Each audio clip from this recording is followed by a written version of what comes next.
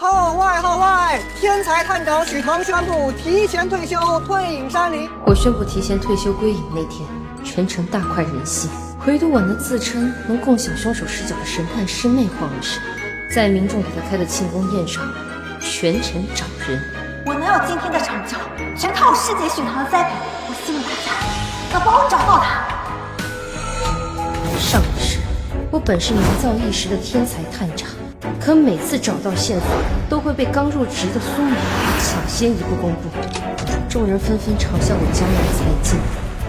为了证明自己，我不眠不休3个月，终于锁定了人犯据点。可当我带队赶到时，现场早已被苏淼扫荡一空。苏淼一跃成为受人追捧的新兴神探，而我被外界抨击，定死在了无能的吃物柱上。在工作和舆论的重压下，我经手保护，在追缴人犯营业时惨遭虐杀。再次醒来，我回到了围剿人犯据点的当天。好，一切准备就绪，就等你3点出发了。这是我重生到了围剿人犯据点的当天。这次案子我们可是跟了整整3个月啊！等任务结束回去，必须喝个痛快。我该怎么和他们说？这次的英雄肯定不会是我们。好，你怎么了？你怎么不说话呀？可是，万一呢？现在就出发，改走西侧小路，以最快的时间到达，快！这次我们比预计出发时间快了10分钟，说不定能抢在苏淼前面。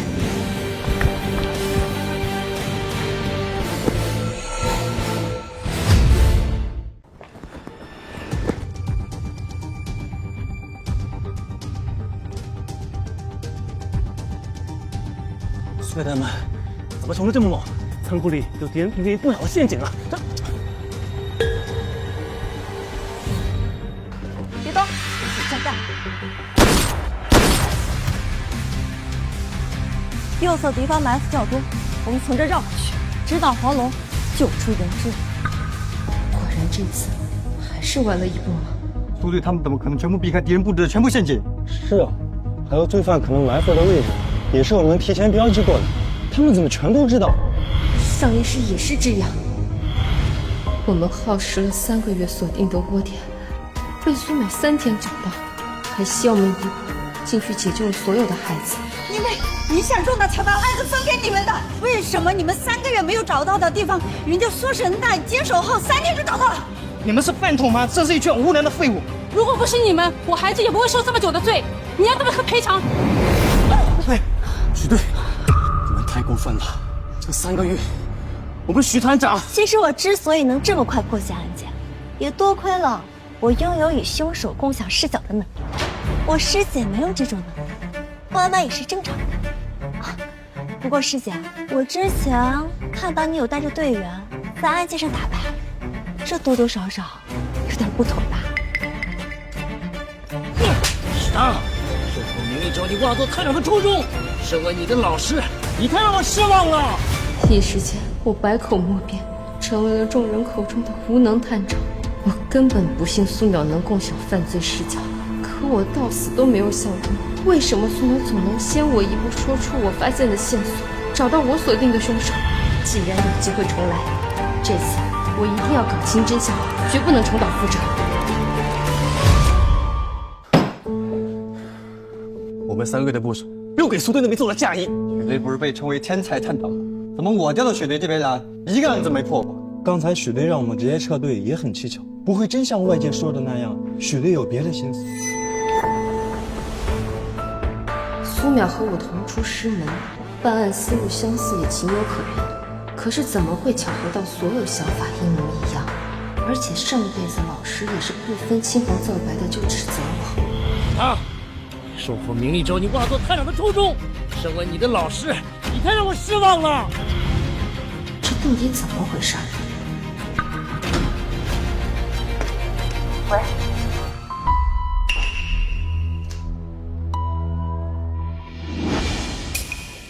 他也怀疑过这个路人，可是这个路人我是偶然遇见的呀，而且当时在场的也只有我一个人，他怎么会？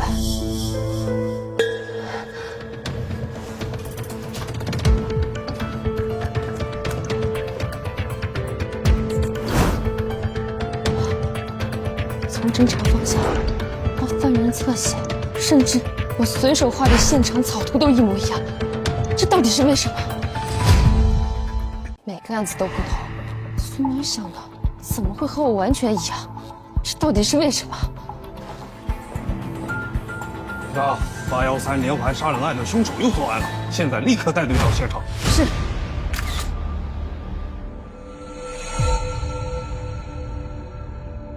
阿亮，麻烦你做下续集勘探。怎么了？你在看什么？我想看看苏神探他们来没。你什么意思？我们许队还在这呢，不把我放在眼里啊？不是这个意思，你别忘了，在苏淼来之前，我们许队可是被称作天才探长的。你说你那是之前。什么？喂！好了，阿彪，住手！我知道，从苏淼来了以后，我们已经连着几个月没有办过一个正经的案子了，大家压力都很大。但是这一次，我们可是第一时间就赶到了现场，这一次我们一定也能赶在他们前面。我说的对，这一次我们一定比他们先找到线索。好了，废话少说，开始吧。今天直到我们离开现场，苏淼他们都没有去过。这一次，我一定会提前找到线索。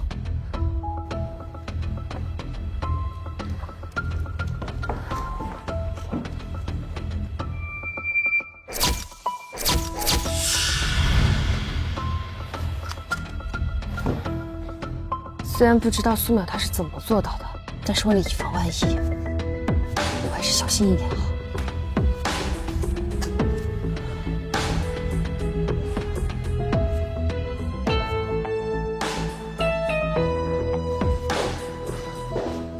头，你一晚上没回去啊？我找到昨天那起案件凶手留下的线索了。真的吗？问题就出现在这次凶手用刀的手法上。你出来看一下。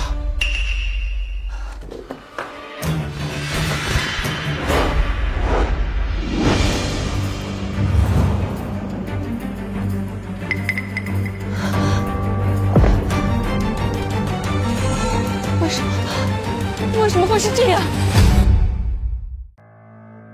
其实我拥有共享凶手视角的能力，这把锯齿刀就是我共享了凶手视角之后找到的线索，从而我们才能顺藤摸瓜抓到凶手。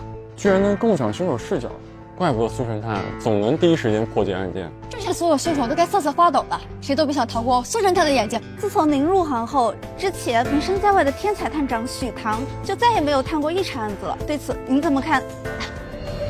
师姐她没有这种能力，破案慢也是正常的。但师姐一直以来都是我从业的引路人。引路人，这是什么意思？其实之前我们还在老师那学习的时候，师姐她就总是带一些棘手的案子过来跟我讨论。正是因为如此，所以我才能如此进步之快。那这样子说，许唐之前破的案子都是你在背后帮他的？有些话我不方便说，毕竟，我还是非常感谢我师姐许唐的。苏神探，你太傻了，快别感谢了，你绝对是被你师姐给利用了。苏神探，你真的太可怜了，用自己能力破了这么多的案子，结果却给别人做了嫁衣，我都替你抱不平。许唐简直太可恶了，这种人根本就不配当探长。许队，苏淼他们说的这些，难道是真的？难道你们也不相信我？你们看咱们许队写的这些，不是和苏淼说的一样吗？许唐，你现在立马和大家把情况说清楚，不然不仅警署受影响，你的前程全毁。走，快走。苏神探前几天才救了我们的孩子，这又破了连环杀人案，真是太厉害了。是的，不如我们给苏神探办一个庆功宴吧。庆功宴，好。好。大家不必如此，这都是我的职责。有些人啊，连职责都尽不到，我们不能让英雄寒了心。苏神探，这庆功宴啊，我们给你办定了。来。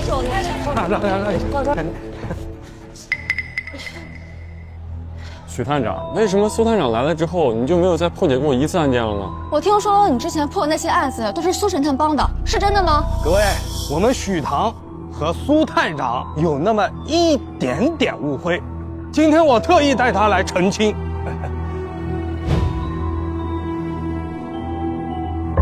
苏淼，你说我之前破的那些案子，都是你在背后帮我，那我想问问你，当年教堂杀人案中锁定凶手的关键证据是什么？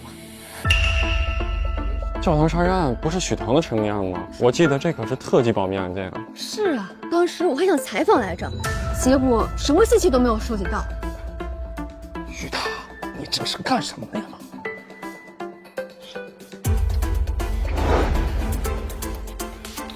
你倒是说啊，苏大神探。这个案子身为特级保密案件，侦探过程只有我自己知道，相关的所有资料也都被我亲手销毁。苏淼，这次你还能知道吗？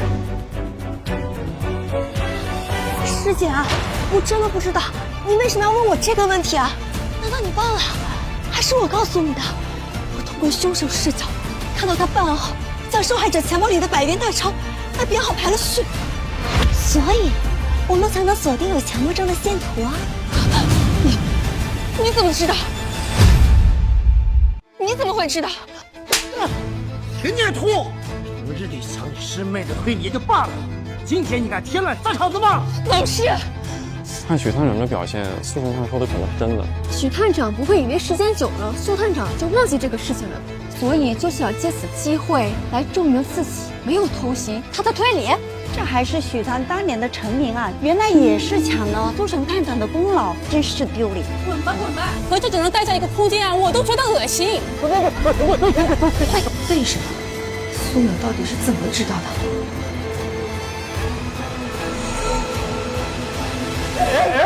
还动手啊！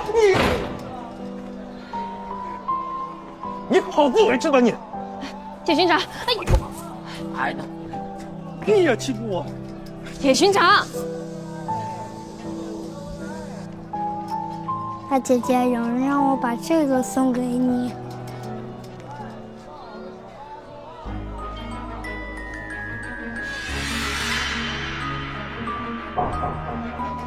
原来如此，怪不得苏淼总能提前知道我的想法。号外！陈交惊现焦尸，其真实身份探人所闻。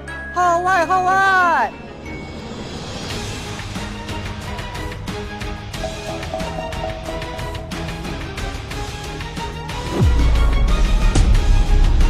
苏淼，从今天起，这个探长我不当了。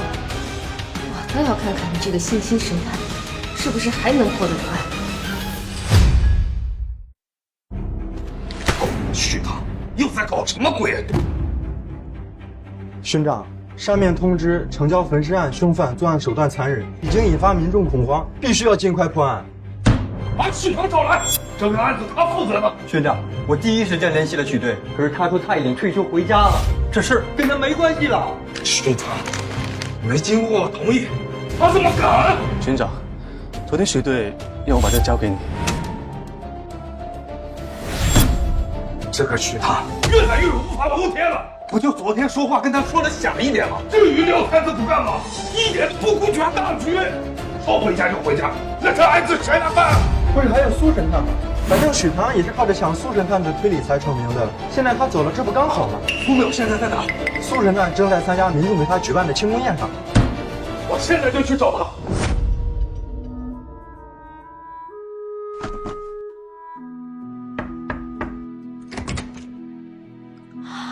妹妹，你终于想通回来了，太好了，以后就平平安安的过，好吗？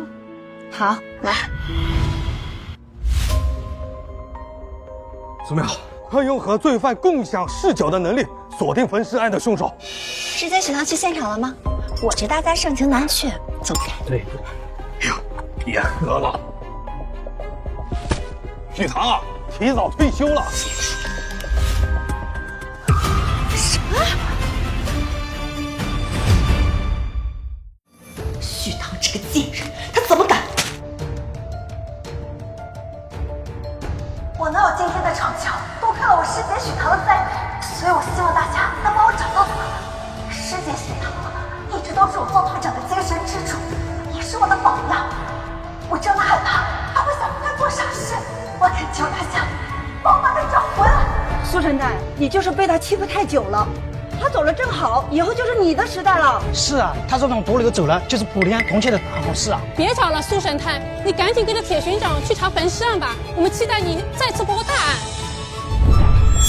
苏淼，现在爱情最重要，快跟我走。走啊！哎，苏淼，去哪儿？师姐，师姐，许唐，你在不在？快开门啊！你是找这里的许小姐吗？她搬走了。搬走了？搬去哪儿了？这我哪知道，就是看到她提着行李走了。许唐，你别想了！马上给我刊登一则寻人启事，我要头版头条，而且每一版全部刊登。啊？找谁啊？我的师姐许唐。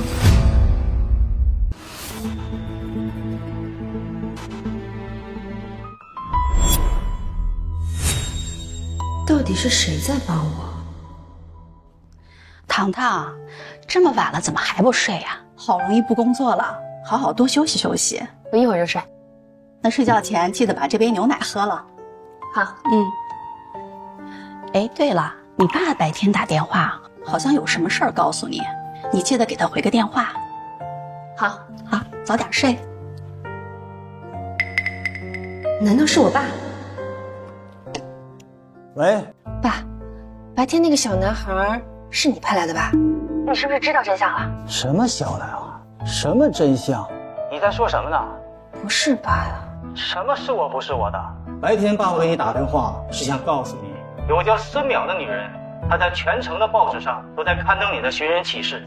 不过这件事情已经被我压下来了。谢谢爸。哎，你怎么突然宣布退演了？你不是最喜欢办案的吗？这件事情说来话长，就是这样。竟然有这么离奇的事情！不过爸，我暂时还没搞清楚他到底是用了什么办法，所以我才退休归隐了。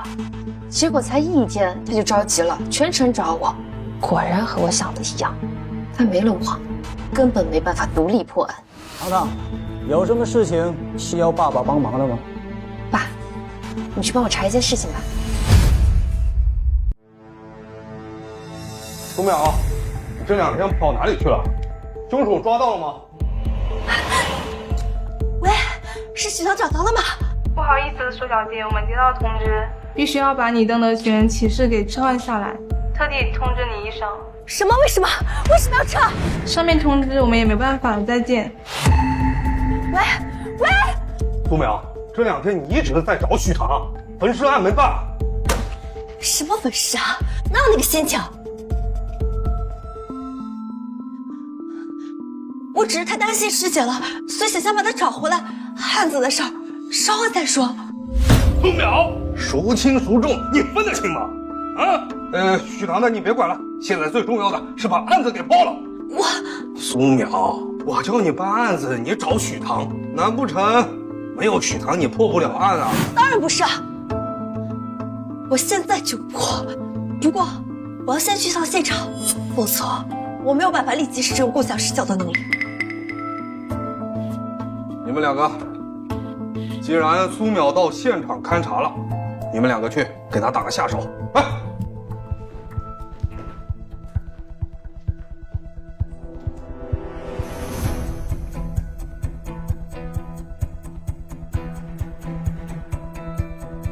苏淼，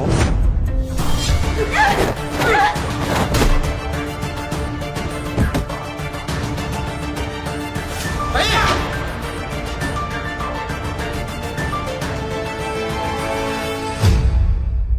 星星神探亲涉险地，众生昏迷。苏淼，你这应对的招数，未免也太低级了。大小姐，车子已经安排好了，可以出门了。苏淼，苏淼，医生，苏淼情况怎么样？患者情况还算稳定，患者虽然头部受到创伤，但是其他身体体征一切正常，估计很快就能醒过来了。可案子不等人啊！这冯尸案弄得全城恐慌，上面尤其重视。这苏淼昏迷不醒，这可怎么办呢？要不再找找许队？我觉得这种时候，许队和内务会坐视不理的。你说的对，嘿嘿，我这就去找许唐。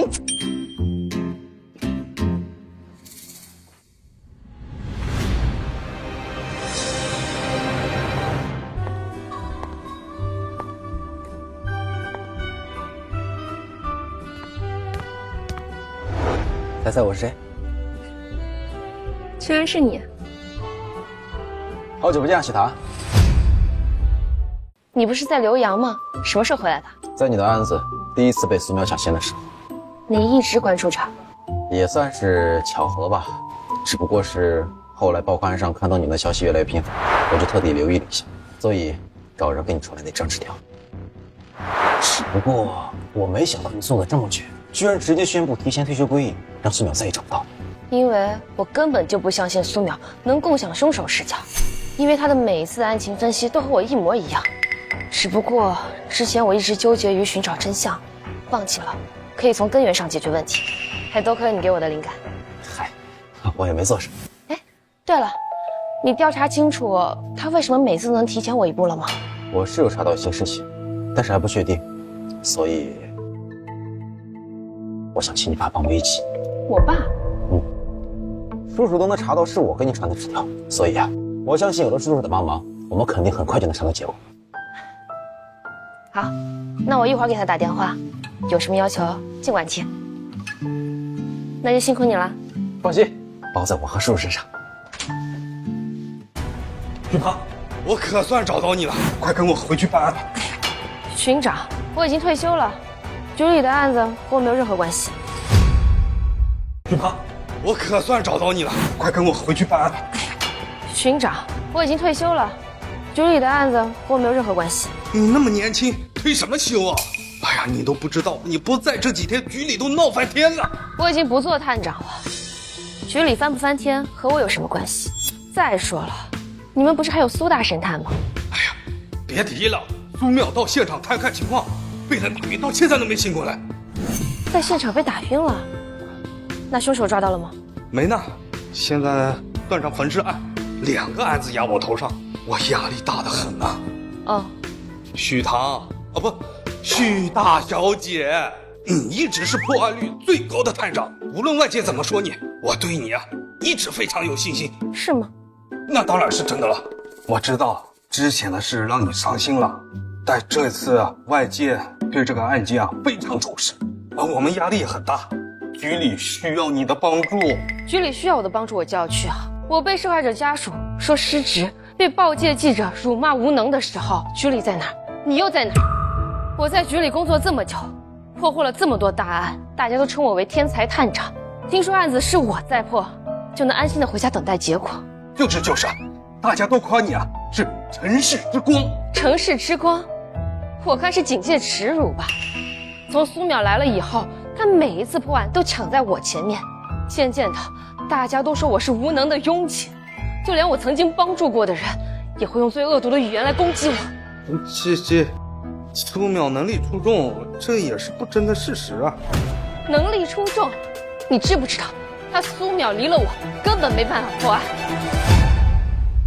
你知不知道，他苏淼离了我，根本没办法破案。哎，徐唐，你这是什么意思啊？我每一次找到线索，他都会抢先我一步公布。我锁定的凶手，他也会提前抓到。那是苏淼，能和罪犯共享视角。你信吗？如果他苏淼真的能和凶手共享视角，那为什么在我退休之后，他召集的全城找我，而且偏偏这次焚尸案我不在场的时候，他就突然晕倒？你觉得这一切真的只是巧合吗？你说的也有几分道理，可是算了，巡长，我也不逼你相信我了。现在最重要的就是焚尸案，这个案子我接了，你先回局里把焚尸案的相关资料整理出来吧，我一会儿就去现场推理，保证尽快抓到凶手。我现在就去。许唐，你确定要接手这个案子？苏淼到底怎么回事？我们还不确定，万一……我想了想，如果苏淼一直逃避办案的话，大家就会觉得他一直都是神探。刚才你也看到了，无论我怎么说，巡长就是不相信我。那我不如主动出击。话虽然是这样讲，但是……放心吧，我有办法。苏淼找线索、抓凶手都是靠我，那我就将计就计，在大家面前揭穿他的真面目。虽然现在证据有点不够确凿，但是我相信，只要是有脑子的人，肯定都会对苏淼有所怀疑的。你说的有道理，你放心，我也会尽快找到结果的。那我们一起努力。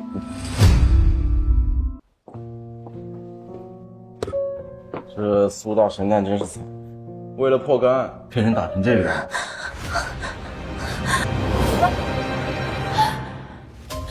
我知道粉尸案真相了。苏神探，您不是刚醒吗？怎么就知道粉尸案的真相了呢？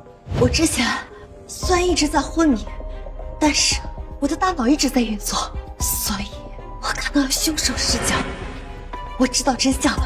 苏侦探，你怎么昏迷的时候也不好好休息啊？在我心目中，案子最重要，毕竟只有抓到了罪犯，你们才能心安。我的身体不算什么。苏神探，你真是当代最好的神探。你们放心，我一定不会辜负你们对我的期望。所以我现在马上去现场，我要当众破案，还死者一个公道。大功告成。许唐，你这是写的什么东西啊？这就是我的推理啊，我就是这么想的。学长，苏侦探醒了，看到他已经共享到凶手视角，知道凶手是谁了，现在正要去当众破案呢。好，当众破案，巡长，这个是一个扬名立万的好机会啊！巡长，我们马上通知记者，跟我们一起去案发现场，为咱们的苏大神探壮声威。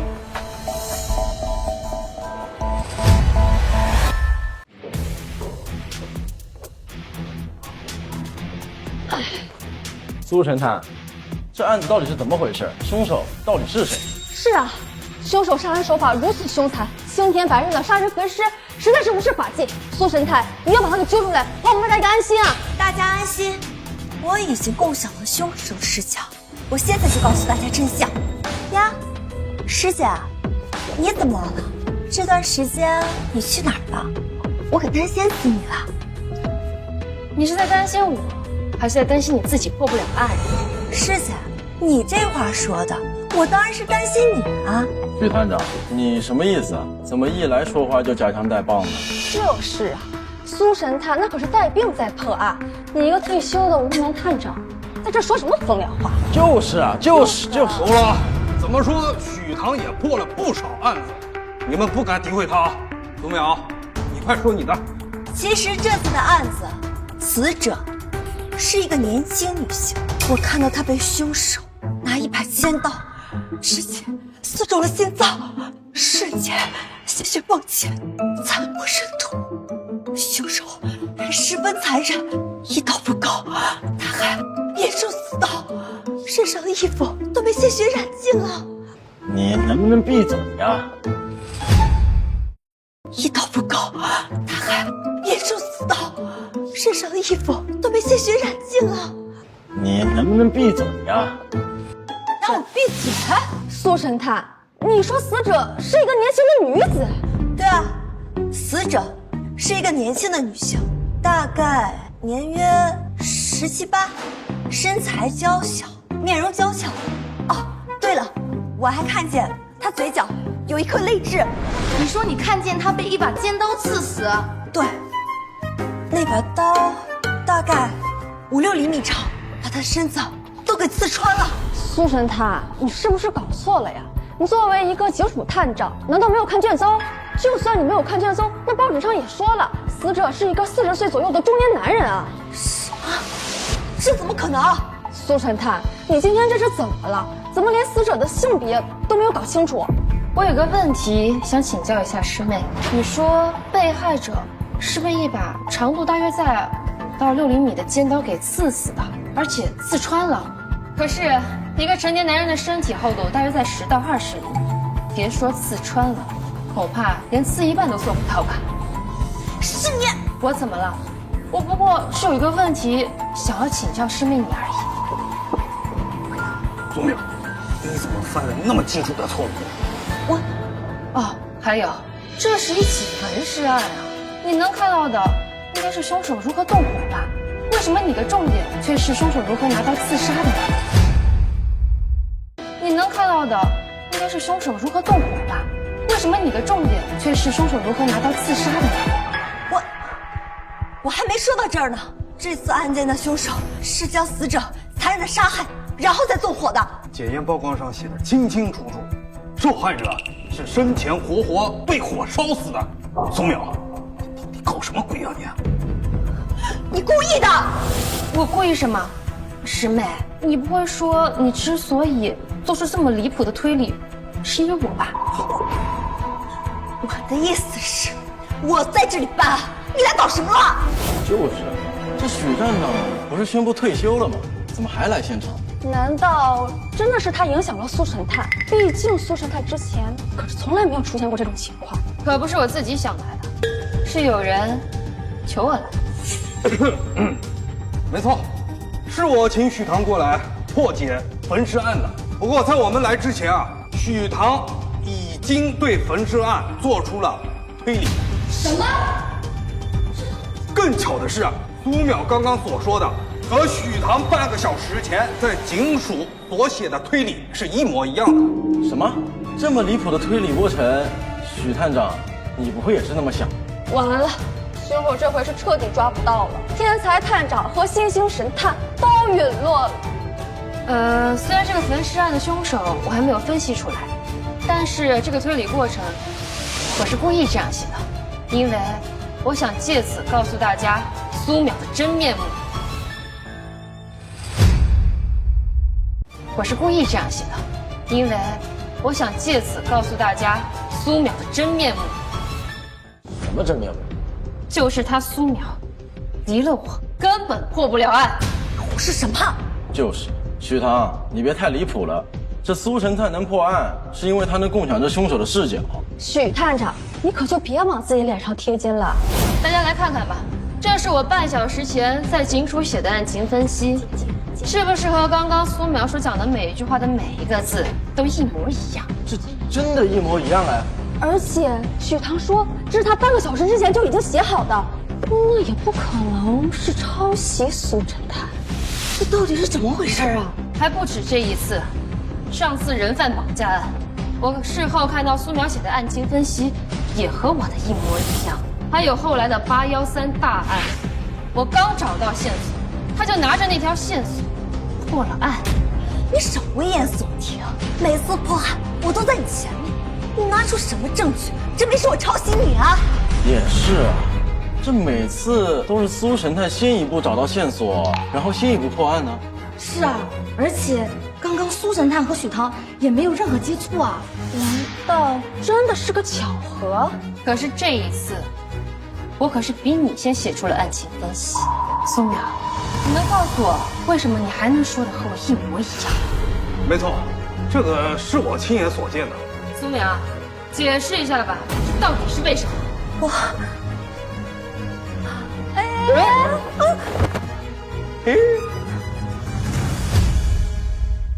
苏淼，解释一下吧，到底是为什么？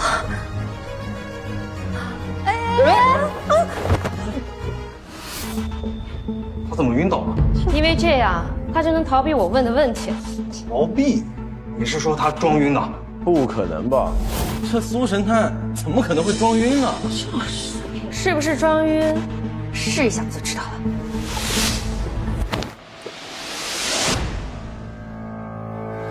是不是查到什么了？我查到一个人。他？我觉得他就是破解真相的关键，所以我们还是先不要打草惊蛇为好。我明白了，不打草惊蛇，那我们就引蛇出洞。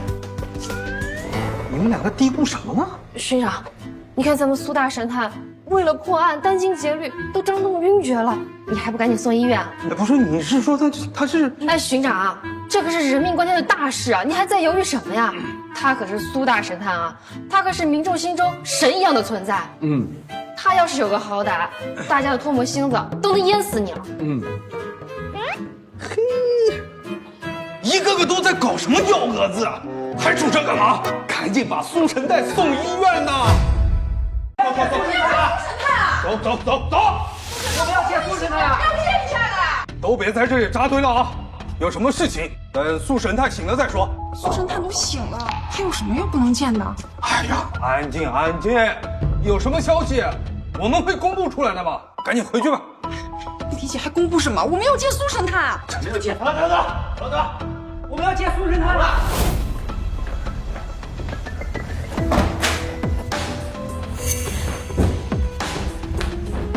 苏淼，没人都是傻的，你躲得了一时，躲不了一世。现在最重要的是抓紧时间把案子给破了，否则谁也救不了你。今天一定要找到徐棠，无论他躲哪里，一定要找到他。徐棠，你们两个到底搞什么鬼啊？钱巡长，我之前跟你说的事情，你现在该相信了吧？苏淼能力出众，这也是不争的事实啊。能力出众？你知不知道，他苏淼离了我，根本没办法破案。可是，他是怎么做到的呢？你们两个明明不在一个地方啊，他怎么做到跟你分析的一模一样？这个嘛，我暂时还没有调查清楚，所以需要您的帮忙。你说。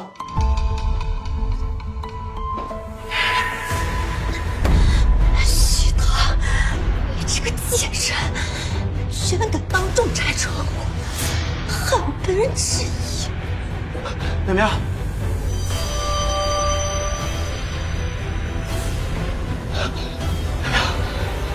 你怎么样了？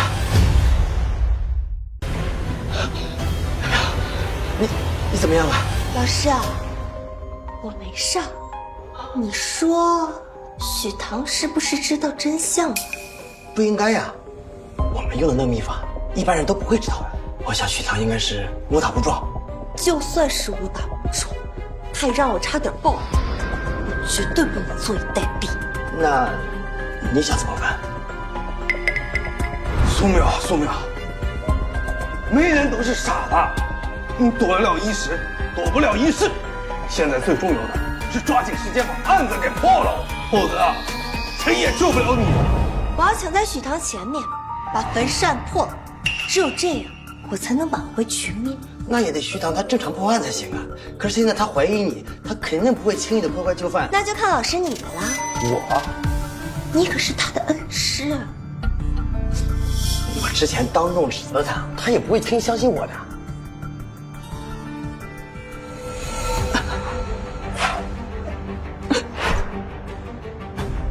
老师啊，你的白头发好像越来越多了。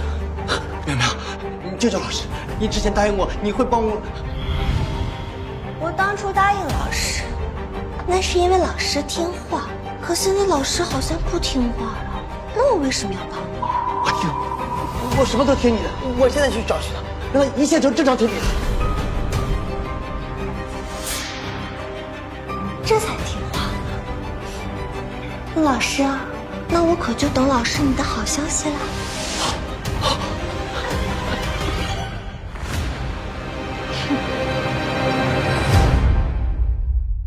糖糖，吴府那边调查到隔壁灵隐寺有东西能够破解真相，我会尽快把东西拿回来，帮你破解真相。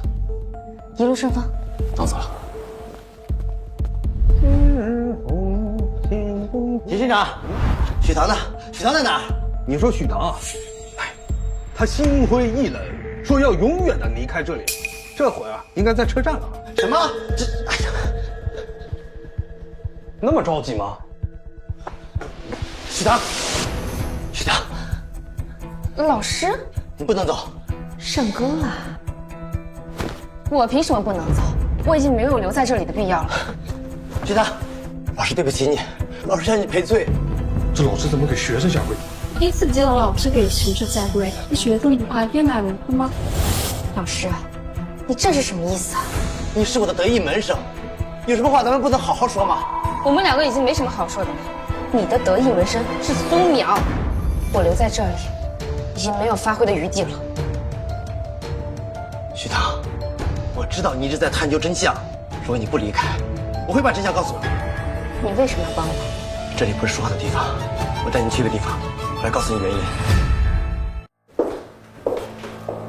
老师，这是我之前和师妹一起破解的案子，你这是……你有没有感觉，自从你师妹来了之后，发生了很多一系列奇怪的事情？老师，你也发现了，从苏淼来了以后，每次破案都能抢先我一步，而且最过分的就是他每一次的案情分析都和我一模一样。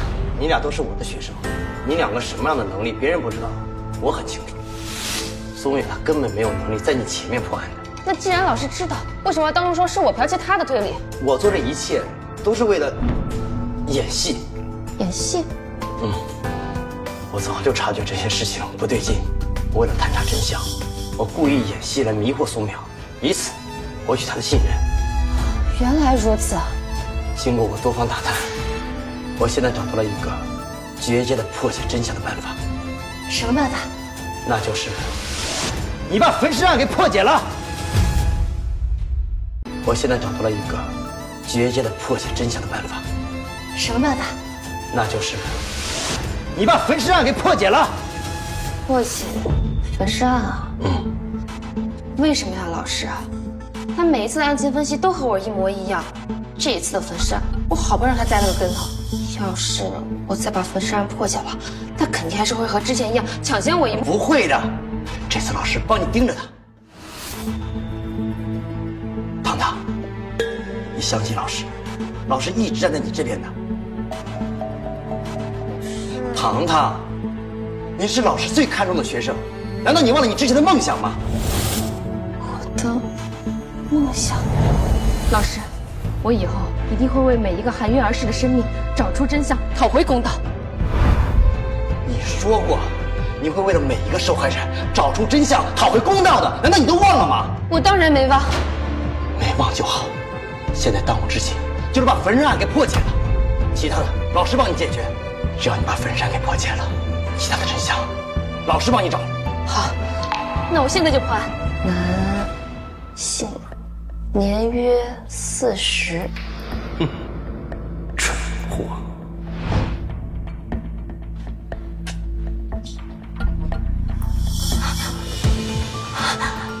我怎么又白头发了？许棠居然开始正常推理了。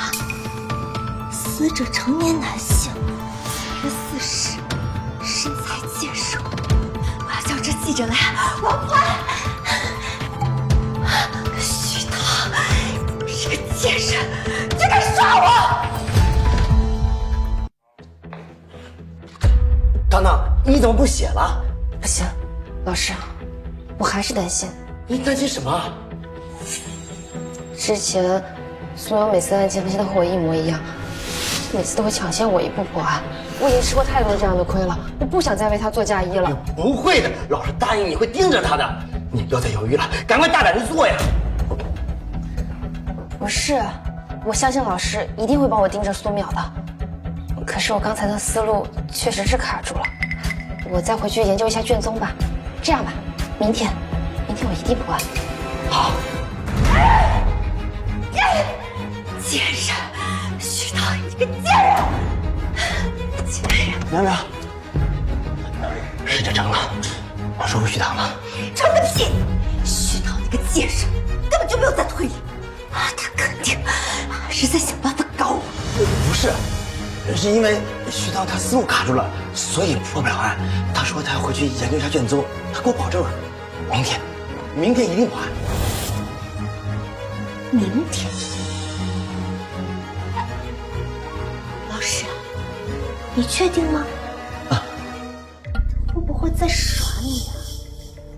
不会，我跟他说了，我说我是为了得到你的信任，我才站在你这边的。我看他相信我了，他不会说谎的。好，那就没问题了。只要他开始推理，我就一定能参加他钱。那苗苗，你好，老师，现在帮我安排记者王登报声明，我还要继续踩着徐涛，成为万众瞩目的实力探。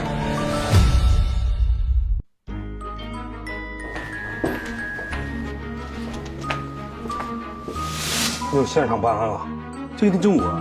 那徐队那边？哦。铁船长，许队和苏队一起来了。什么？师妹，听说你脑子好了，又要当众破案呢？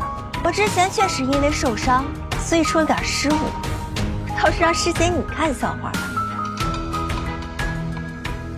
那场笑话的确挺有意思，要是能再有一场笑话，就更有意思了。师姐，放心吧，师妹我这一次可绝对不会让你失望，毕竟我可是你这天才神探的师妹呢。是吗？那我们就……大姐姐，给你。这什么啊？让我看看。这什么啊？让我看看。还给我。怨不得师姐这么着急，原来是有男人给师姐写情书啊。要我说，师姐，你早点回家结婚生孩子得了，神探这条路注定只能我来走了。苏淼，看来你是胜券在握了呀。可惜，今天就是我揭破你真面目的好日子。是吗？那我们拭目以待吧。哎，徐涛，你要？我要破案。我也要破案，而且我要去现场，当众破解焚尸案。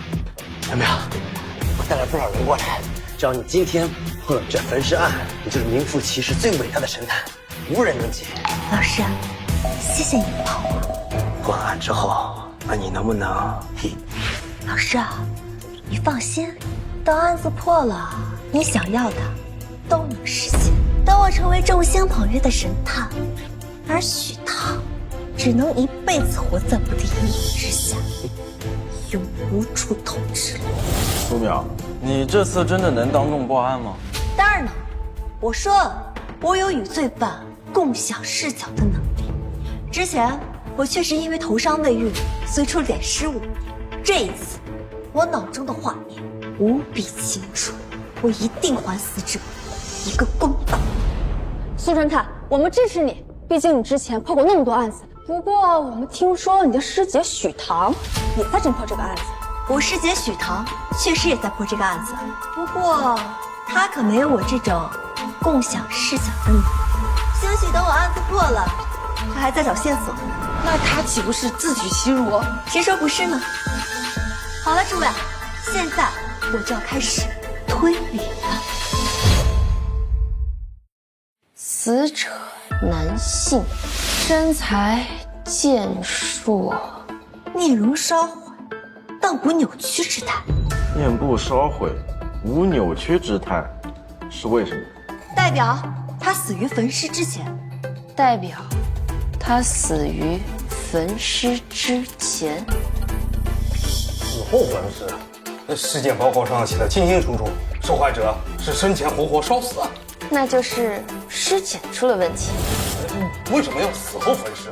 只有一个可能，那就是说明凶手不想让死者的面容被我们看见，因为死者的面容很容易让我们锁定他。原来是这样。那苏神探，我们接下来该干什么？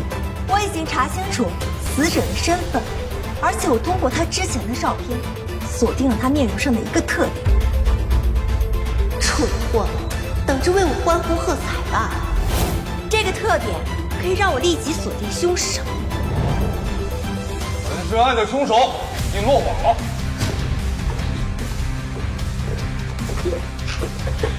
怎么可能？我还没说出凶手的身份，怎么可能就落网？许唐提前破解了案情，凶手我们已经抓起来了。不可能，他怎么可能比我们快？苏淼，你抢了我这么多案子，如今也该还。苏淼，你抢了我这么多案子，如今也该还。抢案子？许探长，你说的什么意思啊？许神探说了，苏侦探之前就抄袭他的推理，难道苏侦探之前破的案子真的有什么猫腻？许唐，你胡说什么啊？还你什么？我可什么都不欠你。再说了，这一次明明是你先抢的我的案子。我怎么抢你的案子了？我在这里当众推理凶手，马上就要抓到凶手，结果你提前把人抓了。你不是抢我案子是什么？苏淼，你脑子真的好了吗？你知道自己在说什么吗？怎么心虚了？行，那按照你的说法，之前的那些案子，我每次都推理到最后一步，就差抓到凶手。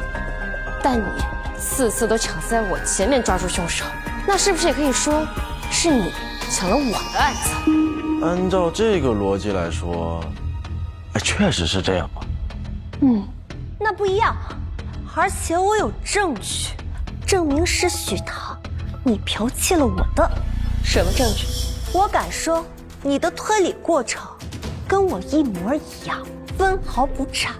你敢拿出你的推理给大家看看吗？苏淼，许唐提前破解了案件，抓到了凶手，你现在胡搅蛮缠，有意义吗？你死者男性，身材健硕，面如烧毁，但无扭曲之态，代表他这真的一模一样。死于烧尸之前，这怎么可能？这怎么可能？怎么了？他这个表现，不就是发现了他的推理和我完全不一样？怎么可能？他刚才念的不是。好个信啊！这到底是怎么回事？不一样真的不一样。这句划到的，我记得苏侦探他说了，许唐当时对着我们警署全体队员写的案件分析，写到这里，突然说错了，直接告诉我们罪犯的名字，我们把凶手给抓起来了。巡长，我这句推理写错了，但是我已经锁定了凶手，可以直接去抓人了。就是故意的。你刚才说我剽窃了你的推理，但是现在这个情况来看，应该是你偷了我的推理才对，不然怎么连我划掉的那句话都一模一样？对呀，人家写出来错的，他都一字不差的说出来，最后人家没写凶手的名字，难怪他也就不知道凶手是谁了。这到底是怎么回事？我感觉我这脑子都转不过来了。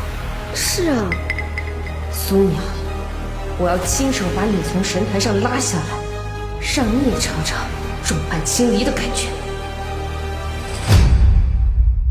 苏淼，我要亲手把你从神坛上拉下来，让你也尝尝众叛亲离的感觉。老师，你可以说许唐是假的，对不对？你可以替我作证。没错，老师一直都相信你的。老师，你……老师一直都是站在我这边的。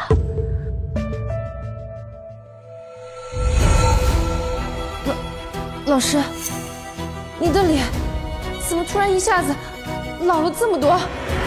你的头怎么也都白了？还有脸上也突然多了好多皱纹，还有背也变得佝偻了。淼，怎么会这样？我怎么突然变成这样了？你帮帮我，你救救我！难道老师变成这个样子和你有关系啊？淼，你帮帮我，我不想变老，我不想死啊！你这个怪物，你为俺假的！你说过你要帮我的，我可没说过。你突然变成这样，我怎么知道怎么回事？你可别想缠住我啊！老师，不知道你有没有听说过一句成语“过河拆桥”啊？老师，不知道你有没有听说过一句成语“过河拆桥”啊？不会的，淼不会这样的，淼，你不会的，你之前说过你会帮我的。滚开，怪物！老师，看来师妹很厌恶你啊，不如你就听她的话，赶紧离开吧，去医院看看。我看您这情况吧，实在是不太妙。您真的好像是生了场大病，可别耽误了，还是早早去医院，说不定还有救。我看是没得救了。你不能不管我，你说过你会救我的。滚开！怪我！你要是不帮我，我就把真相说出来。真相？什么真相啊？你快说出来让大家听听啊！正好今天这么多人都在。我再问你一次，帮不帮我？看来师妹很不情愿啊。老师，你突然生了这么大的病，既然师妹能帮你，她为什么不帮啊？如果是我肯定倾尽全力帮老师。好，苏淼，既然你不仁，就别怪我不义。苏淼他，苏淼，既然你不仁，就别怪我不义。苏淼他。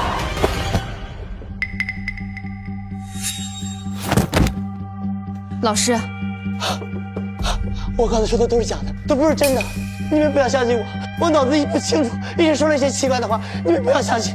师姐啊，老师身体一向就不好，你还这么故意刺激老师，你对老师也太不尊重了吧？没错，徐涛，你太无耻了！你看我跟你师妹师徒情深，你挑拨我们俩之间的关系。老师，不要叫我老师，我没你这个学生。之前脑子不清楚，受你的挑拨，我现在脑子清醒得很，我不会再找你的道的。这又是闹哪一出啊？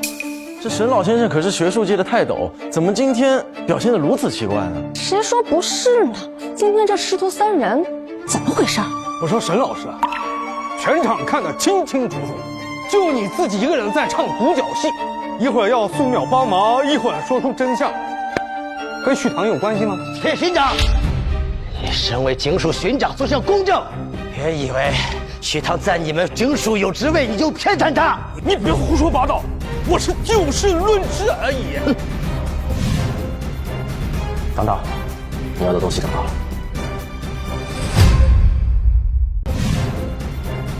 唐导，你要的东西整好了。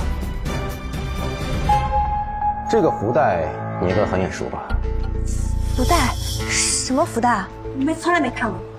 没见过，那可真是奇怪。这是我从苗大夫手里拿来的。苗大夫说，大概8年前，有个叫苏淼的姑娘从他的手里拿到过一个一模一样的福袋。你胡说！什么苗大夫？我不知道。苗大夫我也听说过，有名的很。听说他会用什么稀奇古怪的医术治病。哦，对了，听说他用毒啊。我也听说过，而且我还听说这个苗大夫是个巫医出身，邪得很。苏淼，你确定你没见过这个福袋，也不知道苗大夫？看他们这个表现，应该是误打误撞找到了这个福袋，还不知道福袋的作用。师姐啊，这个福袋我确实是没买过，不过我倒是在一个人身上见过一个一模一样的。谁？给。老师，他们果然不知道福袋的作用。师姐啊，你刚才想说什么？这个福袋怎么了？难道你是说有人想拿这个福袋谋害你？这个人不会就是老师吧？老师，你肯定知道这个福袋是干什么用的吧？难道你就任凭苏淼污蔑你？我。老师，你肯定知道这个福袋是干什么用的吧？难道你就任凭苏淼污蔑你？师傅，如果这次你要是不帮我渡过难关，那我可就没办法帮你了。这个福袋是我的。你倒是说说，你要拿这个福袋来干什么？说这个福袋是你用来谋害他的。我用这个福袋来谋害许唐的。老师，有些事情你最好是想清楚了再说。我想清楚了，这一切都是我用来谋害你。成名之前，我是整个太安界的镇山之石。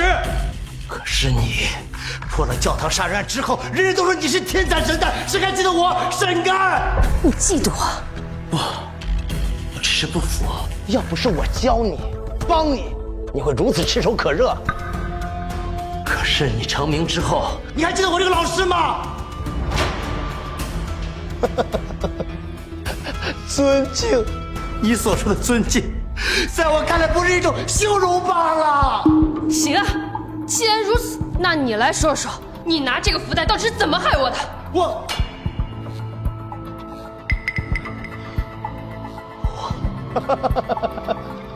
我为什么要告诉你啊？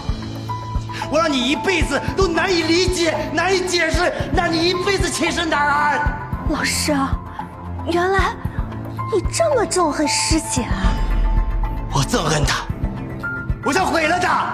我本来就要成功了，可是现在完了！东西虽然找到了，但是寺庙不承认，石安又死命在我身上了，只怕还是没有办法当即的拆穿他。铁巡长，我要报案，沈安谋害我师姐，应该把他抓起来。铁巡长，我要报案，沈安谋害我师姐，应该把他抓起来。沈安，你认罪吗？我就是要弄死他，我要毁了他，让他成为过街老鼠，人人喊打。既然你认罪，那我就叫人把你抓起来。来人！徐腾，我要毁了你，让你不得好死，等着吧！师姐，我早就发现这沈安有问题。这么看来，师妹一直都是在帮我，为我好的。那当然了，师姐，我一直就崇拜你。你要是不相信，那我可以想办法证明给你看。怎么证明？师姐，你今天破获了全城瞩目的焚尸案，这可是大功一件。哦，各位，今天我师姐破获全城瞩目的焚尸案，让罪犯绳之以法，让死者安息。大家说是不是应该给他办一个盛大的庆功宴，好好庆祝庆祝？这许唐破了这个大案，给了我们民众一个安宁，就应该给他办个庆功宴。师姐，你看，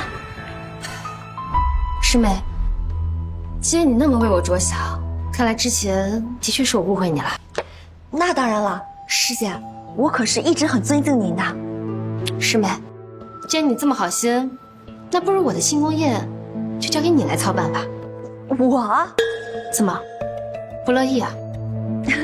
没有，师姐，当然愿意给你办了，我给你办的风风光光的，保证让你成为全城最瞩目的探案之星。好。没想到你这个师傅对司马这么疼，居然心甘情愿给他顶罪啊！疼啊，我可不这么觉得。与其说是心甘情愿的顶罪，不如说是被迫无奈。你什么意思啊？你注意到我老师白天的表现了吗？我怎么突然变成这样了？你帮帮我，你救救我！我老师发生异样之后，他第一时间是去找苏淼求助，那就证明他们之间有不可告人的交易，而这个交易肯定跟他的性命相关，不然他不会这么慌乱，甚至甘愿替他顶罪。可是我们手里的线索就只有那个福袋。那我们就从那个福袋下手。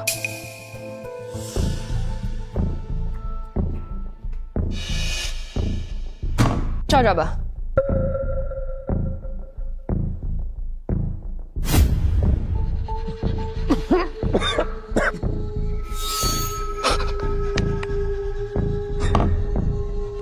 沈安，我调查过了，你的身体是从半年前开始变差的，而且更巧合的是，苏淼也是从半年前开始抢我的案子，在探案界崭露头角的。没错，我是半年前开始生病的，可是要没有淼淼，我恐怕早就病死了。沈安，你有没有想过，其实你不是生病，而是苏淼对你做了什么？你说什么？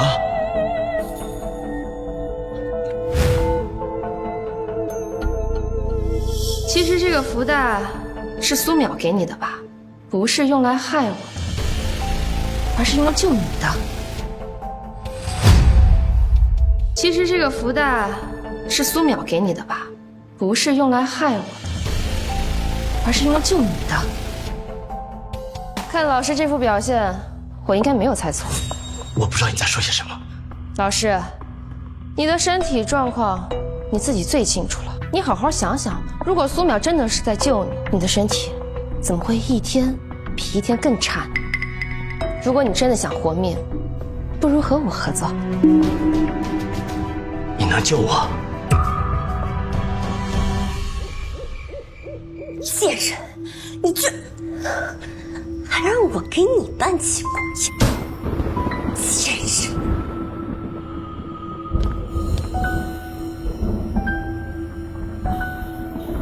老师，你怎么在这儿？你不是应该在监狱吗？我逃出来了。越狱？你疯了！淼淼，你是在害怕我连累你吗？老师啊，不是这样的，你现在这样……淼淼，我不想死，求求你救救我！你说过，只要你解决徐棠的推理之后，你就有能力救我的。快快把我治好！我这副身体真的撑不住了。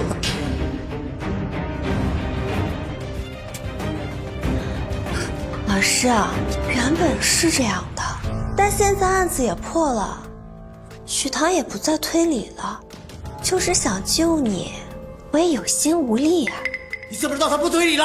他现在洗清他的名声，回归了探案界。你们清楚，结案那么多的案例，现在铁林一定让他抓紧时间推理破案的。你快看看，这倒也是没有可能。那我……淼淼，淼淼，我真的不行了，我求求你了，你抓紧时间开始吧。看在你这么可怜的份上，那我就试一试吧。行，我答应你。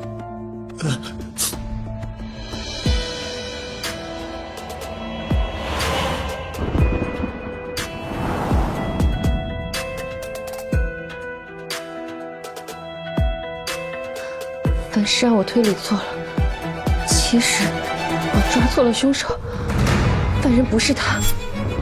本是啊，没想到许棠居然真的还在推理，原来他犯了这么大错。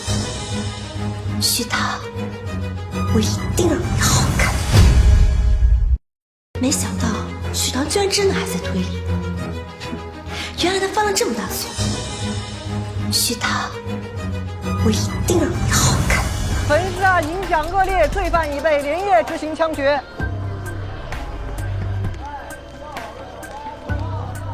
文师啊，居然联合司令部一起。许棠，看来你还真是着急销毁证据。我一定不会让你得逞。走。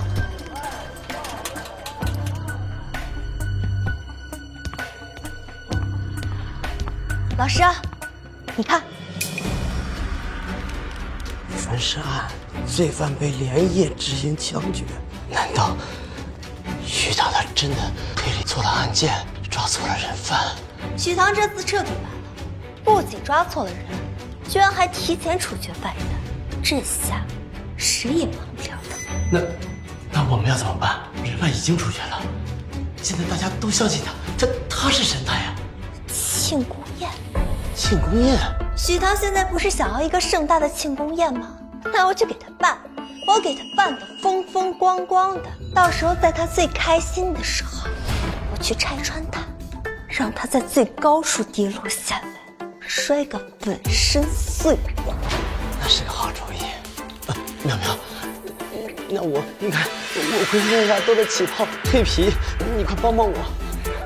老师啊，之前那个福袋被许棠拿走了，这个是个我给你新做的，我保证不出3天，老师你容光焕发。还是你对我好。对了，还有司令部，没想到许棠那个贱人居然能让司令部提前给他处决罪犯，我要让他们一起为自己的行为付出代价。贱人居然能让司令部提前给他处决罪犯！我要让他们一起为自己的行为付出代价。这庆功宴筹办的真不错，听说是苏淼准备的，挺用心的啊。许探长这次可是破了大案，立了大功，只有如此规模的庆功宴才能配得上他的荣耀。你说的没错。哟，我们许大神探来了。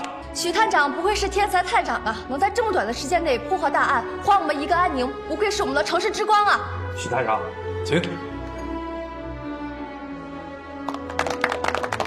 好，许唐，这是上级对你颁发的奖章，是对你能力的认可和嘉奖。他根本就不配得到这份荣誉。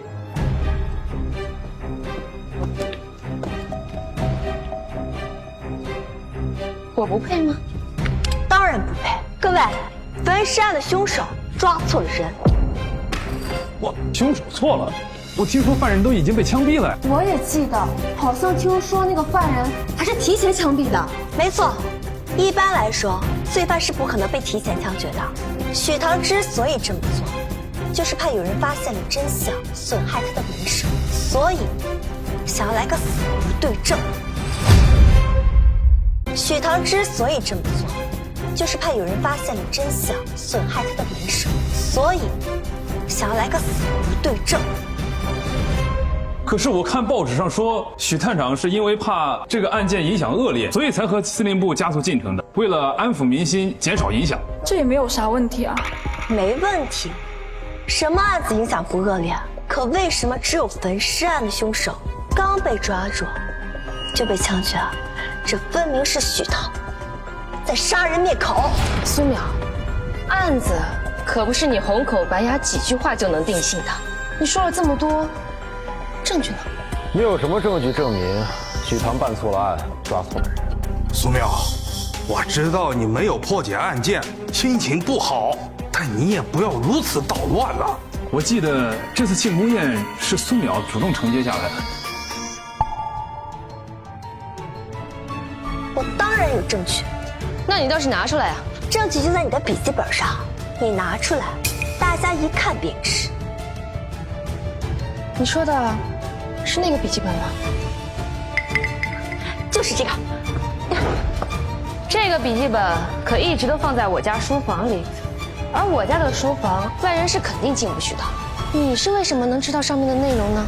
许唐，你少往你自己脸上贴金。你一个穷鬼，家里有没有书房另说，还说的你家书房跟什么要紧的地方一样。司令府的书房，你说要不要紧？你一个穷鬼，家里有没有书房另说，还说的你家书房跟什么要紧的地方一样。司令府的书房，你说要不要紧？什么？司令府？你家书房跟司令府有什么关系啊？许唐，你该不会说你家是司令府吧？我就是这个意思。这个笔记本可一直都在我家书房里，外人是不可能知道这个笔记本上的内容的。但是你苏淼却十分了解上面的内容，你要不要解释一下这是为什么呀？解什么解释啊？许唐，你少在这儿打岔，还司令府？你以为你是司令千金啊？也不是没有这个可能。呸！许唐，你就是看在司令没有在场，所以才咱司令来压人。你没想到吧？我马上就能揭开你这副丑陋的嘴脸。什么？我知道，你一直都想隐藏你抓错人的事实，逼司令，还让司令提前给你处决罪犯。我今天来的时候，特意给司令写了一封检举信，揭穿你的真面目。你就等着司令来了，好好惩罚你吧。司令教训我？你开什么玩笑？我才没开玩笑，我可听说了。司令是一个非常公正严明的人，他的眼里绝对容不下你这种卑鄙龌龊、草菅人命的小人。我是什么样的人，司令可比你清楚罢了。许唐，我看你就装吧，等司令来了，你就完蛋。来了。我是什么样的人，司令可比你清楚罢了。许唐，我看你就装吧，等司令来了，你就完蛋。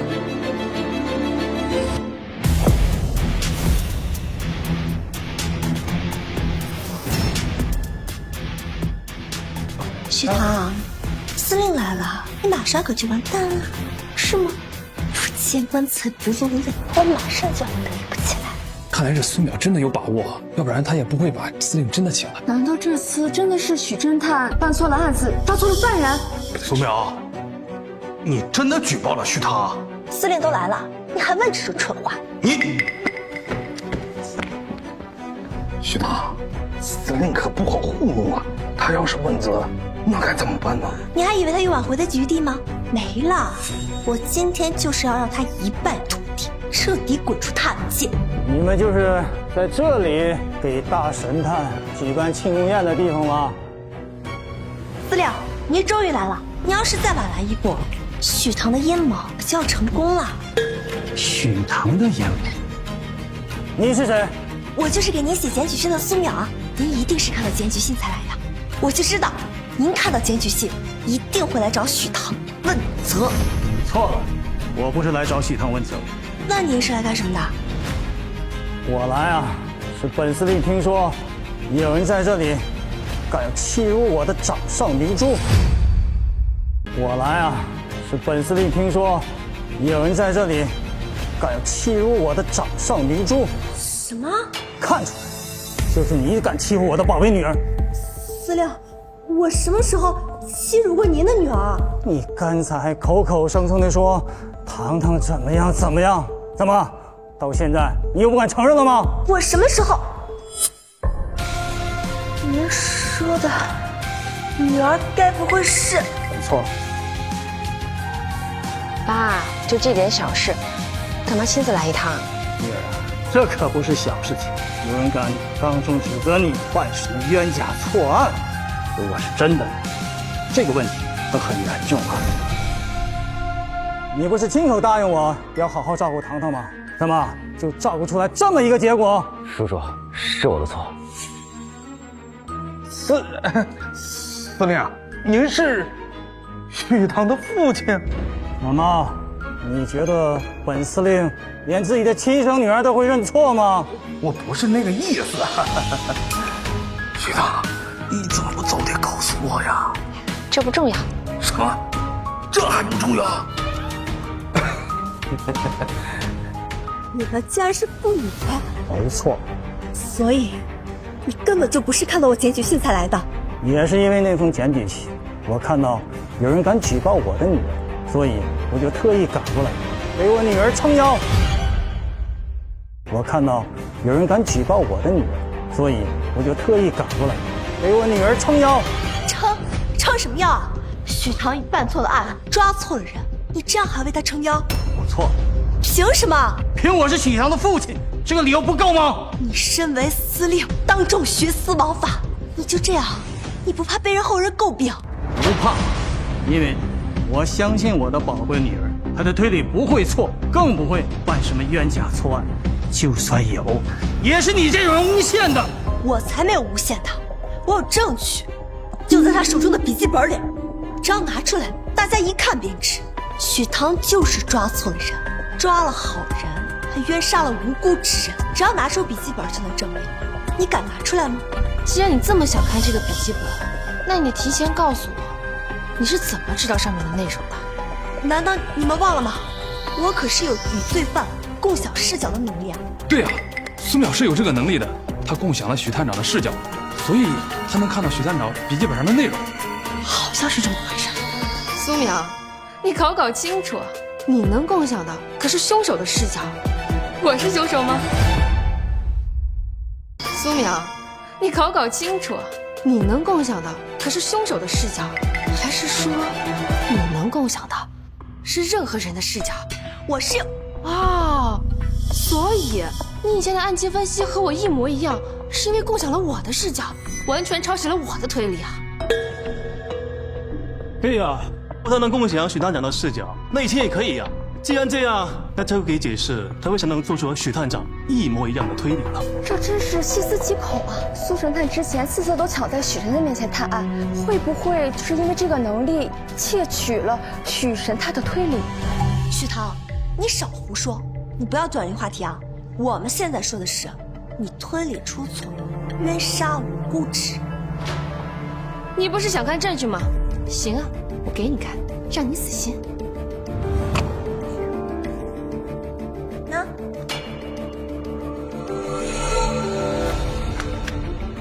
不是的，这是假的，这是假的。是空白的呀，这上面真没有苏淼所说的内容。当然没有，因为我什么都没写。也没写过，可你明明……我明明哪样？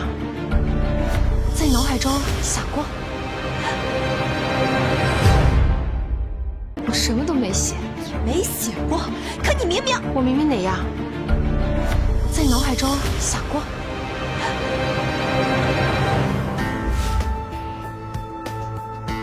你给我找这种写完字迹就能消失的笔，效果真不错啊。当然，苏淼只要想拆穿你，他肯定会拿这个笔记本当证据。可到时候，他只会看到空白一片。那么，忘了，我们就能证明他窃取的不只是我写出来的案情分析，而是……不错。到那时候，只要他想证明你的推断是错的，那么他就必须承认他到底做了什么。我很期待。苏淼，你这么笃定我的推理错了，是因为你构想的不是我笔记本上的案情分析，而是我脑海中所想的东西啊。啥？共享别人脑子里的东西，那岂不是只要别人想什么，他就第一时间知道了？比如许探长的案件分析，只要许探长想到什么，苏淼就能第一时间知道，然后抢在许探长的面前破案。这也太可怕了吧！没有，你闭嘴！你少胡说八道，没有这样的事情。事情都已经这样了，你还不死心啊？这一切都是你的臆想，你有证据吗？你凭什么说我能盗取你脑中的臆想就是真的？想要证据？好，来人，把他带上。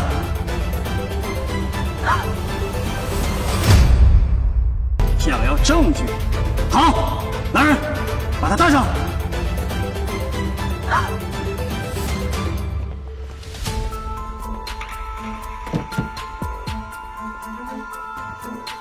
这是谁呀？怎么老成这个样子？看着要快入土了。哇，沈安，这是怎么回事？老师，老师你怎么成这样了？许唐，是你害的老师。苏淼，你知道我爸是从哪儿找到的老师吗？我哪知道？这个人是我从新华弄441号房间找到的。苏淼，这不是你的住所吗？沈安是从你那里抓到的，那就是说沈安越狱之后，是你把他藏起来了？不是我没有。再说了，我这几天都在忙着筹备庆功宴的事儿，我没见过他。而且，说不准是有人想要故意栽赃陷害我。你是在说本司令吗？我可没这么说。再说，就算是他从我家找到的，那也可能是我不在家的时候他自己潜进去的，反正跟我没关系。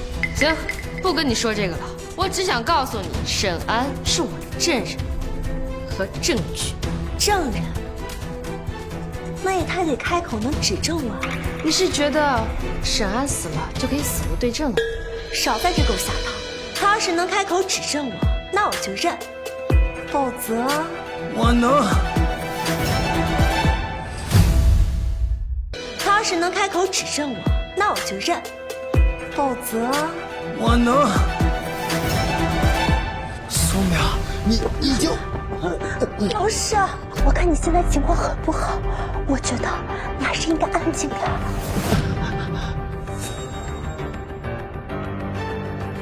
老师，我知道你生了世界的气，觉得欺负我，想要替我打抱不平。苏淼，老师只是想指证你，可不是为了你抱不平。你少做梦了！不可能，师傅他一向最喜欢我，最疼我了，他现在突然为了你指证我，这不合理。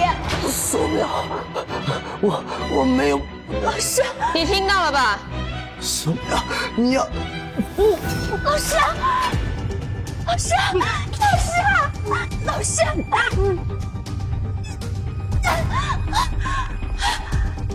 沈老师，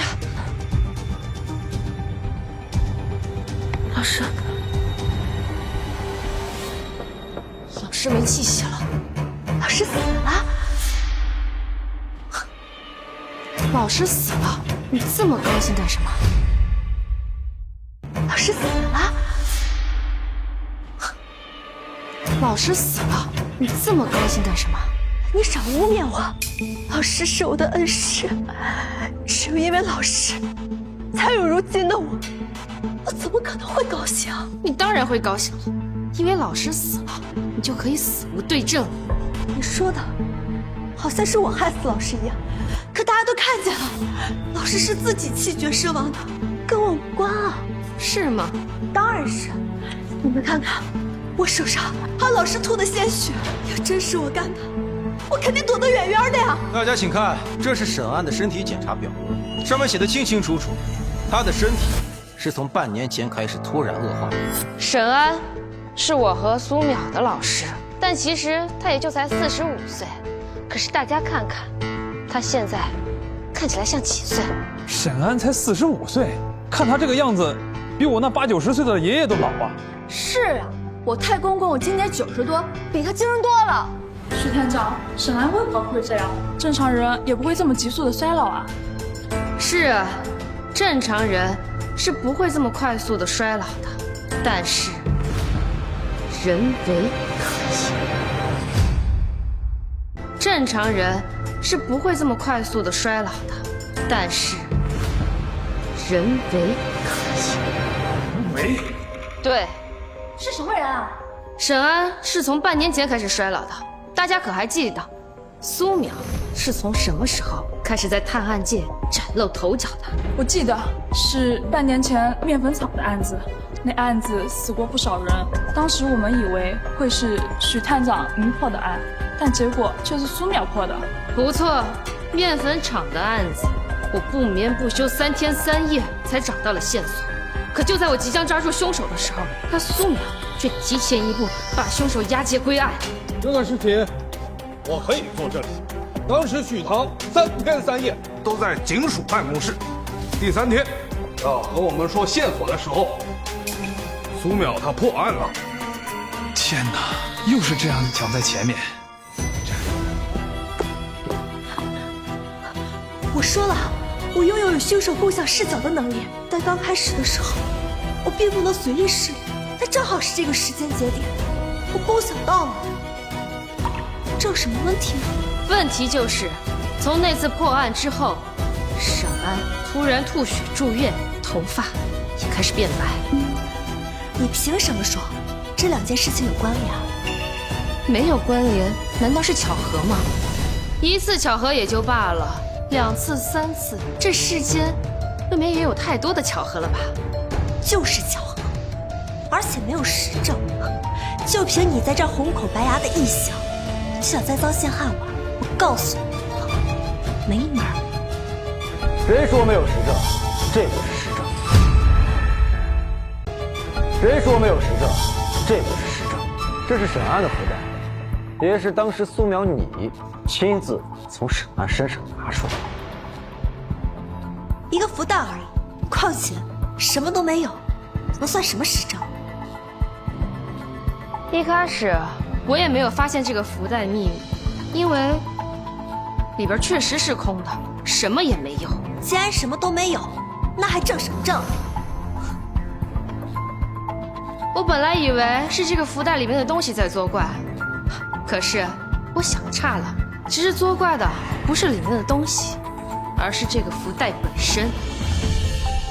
这个福袋的布料在毒液里浸泡了77、49天，所以这个福袋本身就是毒物。不错，这个福袋不会一下子让人毒死，但只要佩戴在身上，慢慢的，人就会衰减，就像老师这样。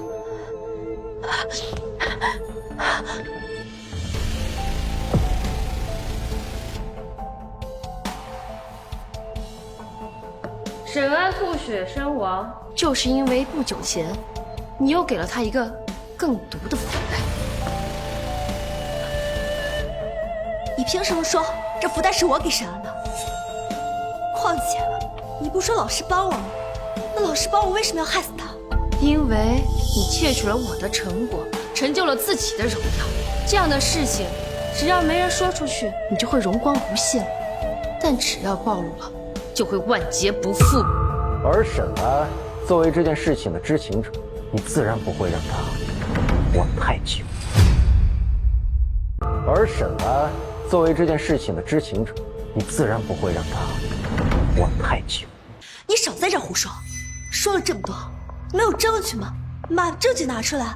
没有证据，少在这污蔑我！你不就是觉得沈安死了，死人不能言，你就可以死无对证了？反正没有证据，我是绝对不会认罪的。哼，你以为我们在调查出这么多东西之前，不会提前做准备吗？这什么？你身为探长，不知道这是认罪书吗？谁的？当然是老师的了。他在越狱前就已经写好了认罪书。要救我，只要把你知道的都写下来，我就能帮你。写下来？对，写一份认罪书，把你知道的、做过的全写下，然后摁上手印。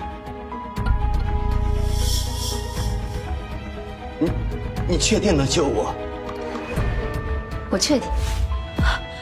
所以你们早就合伙起来了，所以他来找我也是。没错，从他去找你的那一刻起，你就已经踏入了我挖好的坑。所以你们早就合伙起来了，所以他来找我也是。没错，从他去找你的那一刻起，你就已经踏入了我挖好的坑。半年前，淼淼进入探案界，我答应帮她把许唐拉下神坛，助她上位，她能窃取许唐的推理，而我则是利用许唐恩师的身份，在关键时刻打压他，指证他，让他为千夫所指，万劫不复。天哪，这果然是真的！这苏淼果然能窃取许唐的推理啊！我之所以答应淼淼干这件事情，是因为我的身体情况突然变得很糟糕，医生也找不出原因。而淼淼说她可以救我，她给了我一个福袋，我佩戴上之后，身体确实略有好转。从此，我就十分相信淼淼。你胡说！你胡说！这都不是真的。于是，从面粉厂案、水平饭店案，再到人贩案，淼淼都能提前悉知许唐的推理，而我也在许唐意识到不对，找淼淼对峙的时候，上去指责他，甚至证明许唐以前也是盗取苏淼的推理，把他彻底钉死在耻辱柱上。天哪，我都知道这些事情，当时我还以为是沈安对许探长的无能和无理痛彻心疾呢。谁不是呢？现在想想，我真该死啊！混账东西，竟然敢这样设计我的女儿！我也没想到啊，之前我们都误会了许唐。哎，真是的，都是胡说，这都不是真的。况且许安已经死了，这认罪书没准是许唐用来栽赃陷害我的。你不就是觉得沈安死了，你就可以继续嘴硬？但如果沈安还活着呢？你不就是觉得沈安死了，你就可以继续嘴硬？但如果沈安还活着呢？沈安他没死，不可能，沈安他死得透透的了。苏淼，我还有一口气，我让你失望了啊！所以刚刚一直都是在演戏。不对，你明明一直带着那个福袋。我带着那个福袋是吗？啊？老师，这个是我们从苗大夫那里得到的，可以减缓你身体器官的衰减。那。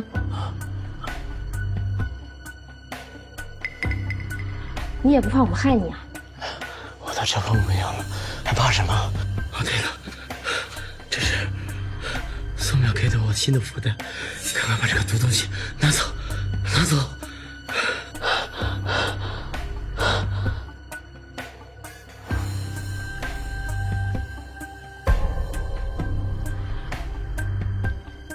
为了防止苏淼起疑，你拿着这个吧。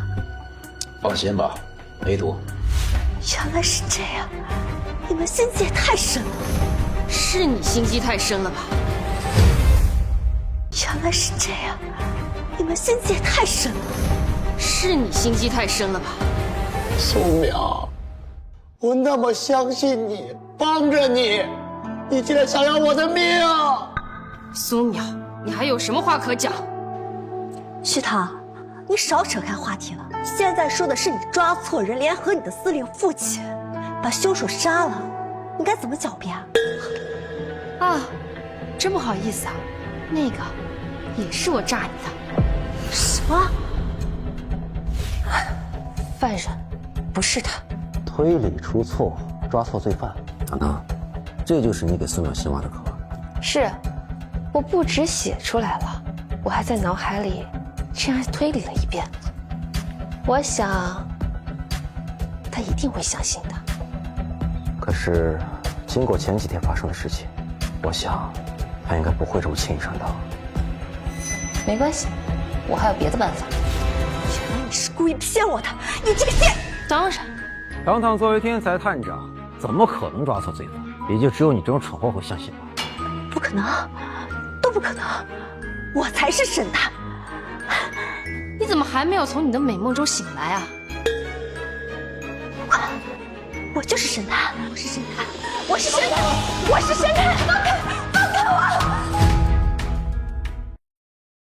我是神探，我是神探，我是神探！放开，放开我！放开，放开我！苏淼，从前你一直和我在沈安那里学习，可那个时候你并没有窃取我推理成果的能力，你到底是怎么做到的？又是从哪儿得到了这种能力？想知道啊？你猜我会不会告诉你啊？你不打算说？当然不。徐涛，你把我抓了，把我送进大牢又怎样？你要杀了我啊？杀你？你要是杀了我，那你这辈子都别想知道真相。你要是不杀我，那你这辈子就要活在我的阴影之下。以后你要是推理，我就把你所有的推理全部都给你抖出去，到时候你一辈子都别想破案。你他已经疯了，把他带下去，押进大牢，严加看管，不许任何人靠近。他说的没错，杀他，我将一辈子无法知道真相；不杀他，他会影响我一辈子。你说的这两种情况都不会发生，这天底下没有免费的午餐。他得到多少，就会失去多少。你的意思是？他命不久矣。你的意思是？他命不久矣。徐涛啊，徐涛，还想安安心心当你的神探？做梦！只要你敢推理，我就……我的手，我的手，我的手，为什么会？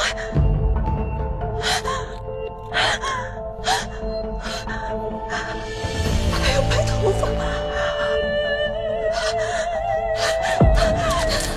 徐涛，你对我做了什么？陈毅，你真说对了，他真的也开始衰老了。看来这种秘术的确会反噬了。不错，他以前通过这种秘术窃取你的推理，只要他成功一次，其实也算是在供养这种秘术。只不过他后来一次又一次的失败，无法供养秘术，所以他的报应就来了。是，你用这种办法获取了不属于自己的东西，本来就有违天理。你以为不用付出什么代价吗？你不是想知道真相吗？好啊，我告诉你，我做交易。不用了，你所有的秘密我都已经知道了。不可能！半年前，你得到了这本书，这本秘籍上记载了这种秘术，你当时就如获至宝。为了合理使用这种能力，你就说你能和罪犯共享视角，但其实你能获取的是我的办案视角。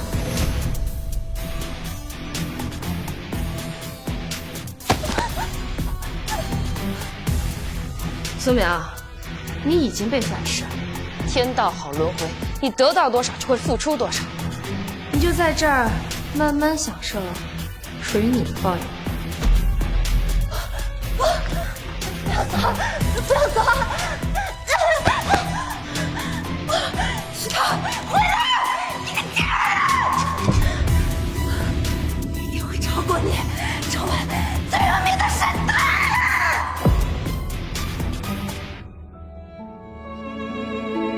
这一次，我终于找出真相，拿回属于自己的荣耀。